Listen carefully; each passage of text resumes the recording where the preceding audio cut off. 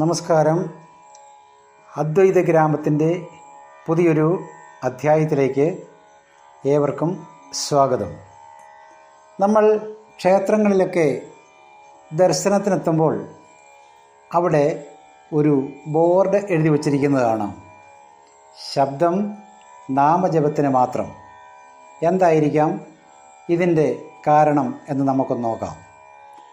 ക്ഷേത്രവിധി വ്യക്തമായി മനസ്സിലാക്കാതെ ക്ഷേത്ര ദർശനം നടത്താനെത്തുന്നവരെ ഉദ്ദേശിച്ചാണ് ഇങ്ങനെ എഴുതി വച്ചിരിക്കുന്നത്. നാട്ടുകാര്യങ്ങളും വീട്ടുകാര്യങ്ങളും രാഷ്ട്രീയവും വരെ ക്ഷേത്ര മതിൽക്കെട്ടിനുള്ളിൽ ചിലർ സംസാരിക്കാൻ തുടങ്ങിയതോടെയാണ് ക്ഷേത്ര ഭരണസമിതികൾക്ക് ഇങ്ങനെ എഴുതി വയ്ക്കേണ്ടി വന്നത്.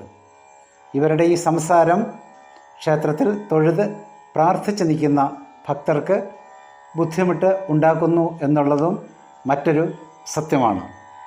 ഓരോ ക്ഷേത്രത്തിൽ ദർശനം നടത്തുമ്പോഴും ക്ഷേത്ര മതിൽക്കെട്ടിനുള്ളിൽ കയറി കഴിഞ്ഞാൽ ഈശ്വരനാമം മാത്രമേ ജപിക്കാവൂ എന്ന് വിധിയുണ്ട്.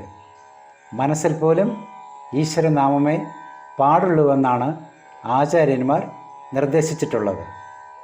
ഇതുകൊണ്ടൊക്കെയാണ് ക്ഷേത്രത്തിനുള്ളിൽ ഇങ്ങനെ ഒരു ബോർഡ് നമുക്ക് കാണേണ്ടി വന്നത്. ഹരി ഓം.